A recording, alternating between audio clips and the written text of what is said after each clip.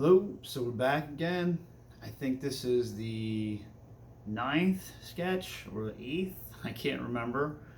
I'll have to check the videos. I don't know. But things are moving along, making good progress.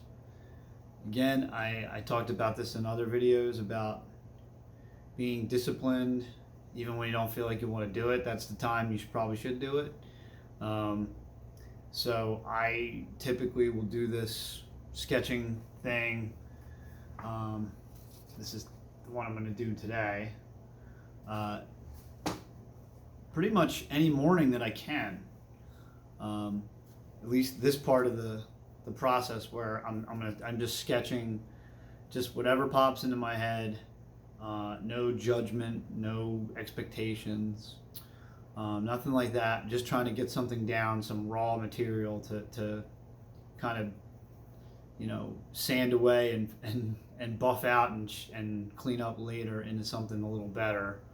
But right now, the important thing is just have something down, so when you have lyrics down, then I can just start throwing these two things together and see if they make sense, right? So it probably is a different approach than most people take, where they have like very specific concrete ideas.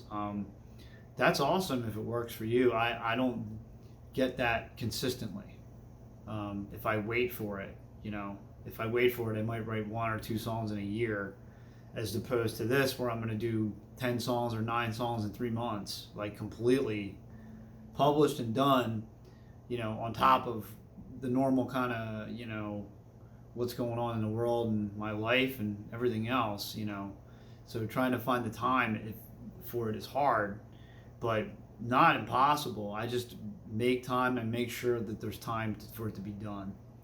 And even if I'm tired or I don't feel like it, I just do it just to get it done, because that is more of a success to me than even doing something done well, because well is completely relative to somebody else's perception of it. A lot of times with like music or art, or I guess anything really that people get pretty good at, you just see the finished thing and you think, wow, this person is so great, and they're like really smart and da da da. And I'm like, I'm not really smart. I just am really stubborn, really, really stubborn to get things finished and at like any cost. So it's not really. I mean, it is a creative thing because I don't know where any of these things come from. I mean, there's some cerebral brain thing that they're coming from. And then when I write them down and they're finished, like, yeah, it is coherent and it does make sense. At the same time, that's not where I started. Where I started was just, I have a compulsion or a need to be creative. And this is the way that I found that I can do it. That's consistent, that I don't hate, that I don't, need to wait for something to hit me or something terrible to happen or something great to happen that I can write about. I don't like to do that. I just, I feel like this is better for me. So, if you can sight sing, if you can write that way, if you can read and you can write, this is probably the best thing to try to do. If you're not consistent in writing songs, do it the same way I am, and think of these things as tools. The same way, a carpenter is going to draw up a bookcase. They're not going to draw up the bookcase with the saw in their hand. That it doesn't work that way. It's a step-by-step process where you're making a blueprint, and then you're going to use the tools to execute your blueprint. It's not the other way around. So you do need some fluency at the instrument to do it this way, I guess, but not really. You don't have to be this crazy, monster guitar player or piano player to write songs. Not even at all. I mean, in fact, a lot of the guys that I know that can play really well can't write songs very well either. I mean, they can play really well, but that doesn't automatically translate to being a good songwriter. And again, I'm not talking about like my opinion of their music. Like, does it speak to me? It's just, do they consistently write? And the answer is no, because they're so busy working on their technique. And there's nothing wrong with that either. It's just a separate thing to study, right? It's just another thing to worry about as being a musician. It's like, okay, I have to be like a legit guitar player or legit piano player. I have to have chops all the time, and I have to keep them up, and I have to constantly working on things that I don't know how to do. At the same time, maybe they also want to be a songwriter, and that is another discipline, right? And again, just like the carpenter analogy, you know, you got different kinds of carpenters. You got carpenters that can do rough carpentry, where they'll rough out a window or whatever, they'll smash it, whatever. But then you got people that do trim. And usually they're not the same people, because the skill set is different. It's like a different hat you have to put on, or different lab coat, or whatever you want to call it. And even doing this, it's like that. You know, even doing the songwriting, you can break each step down into a different hat, right? Like, this is a writing melodies and writing just like raw ideas is one step, and then writing lyrics is a completely different, you know, person or different skill or whatever. And you know, that's why a lot of people have librettists to write lyrics, because it's hard, and it's not as easy for me. And then the recording part is when you pay, you know, you go pay an engineer, you go to a recording studio, or you do it yourself. But again, you're doing it yourself. It's a different skill set. It's another thing that you have to be generally pretty good at least good enough to execute what you're trying to do. And if you're not, then it's going to slow things down. It's going to take longer, because you're going to be screwing around, right?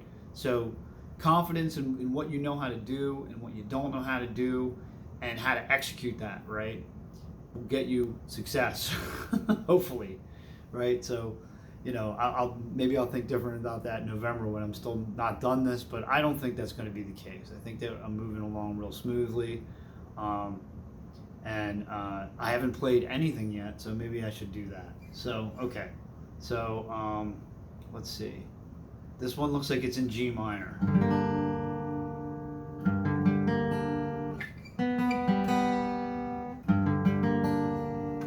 Let's take a look.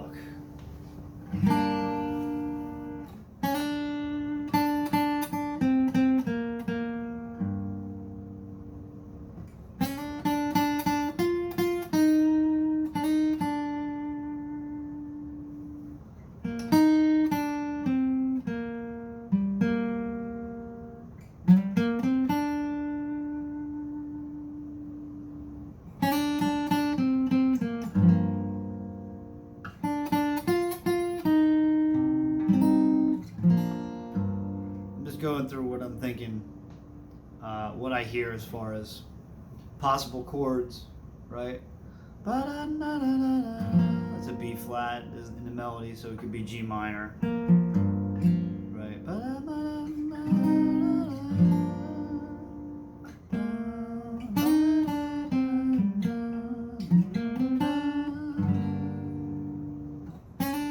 Let's keep going.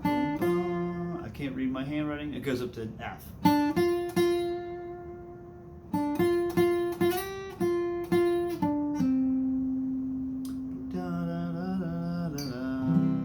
No. I don't know what I'm thinking there. I wrote a little M with a slash, which means minor. So.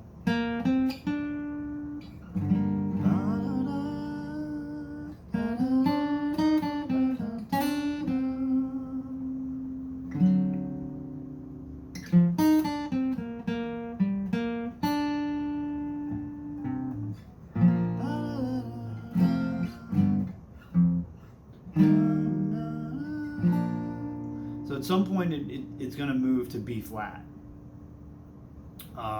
B flat is the relative major of G minor. They have all the same notes, the same pitch collection. It's like two brothers living in the same house, right? You can think of it that way. So that's B major, right? If I just take all the same notes I played and just start on G, it's exactly the same. And then there's modifications you can make to the scale where they become natural minor, harmonic minor, melodic minor. Right?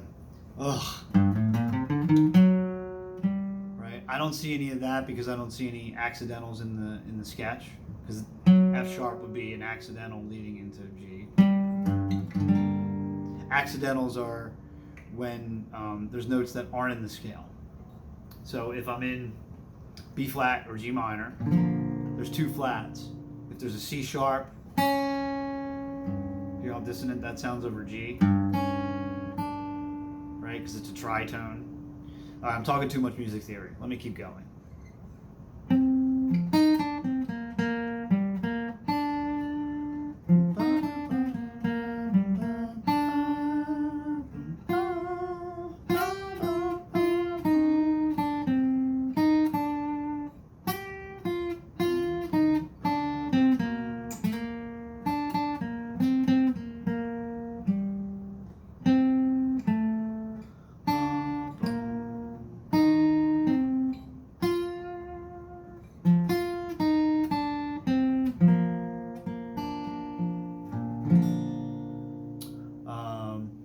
There's a couple of things there. There's a sequence. Sequence is just the same rhythms, the same rhythmic idea that just moves up or down or somewhere. So that's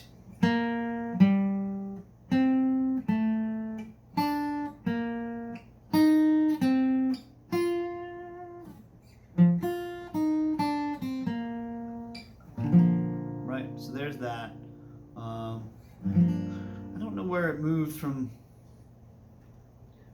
G minor to B flat. I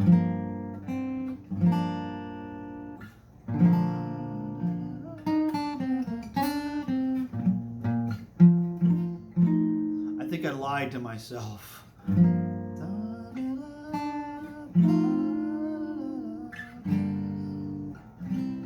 not sure, but anyway, this one's good. That's definitely in B flat. Yeah.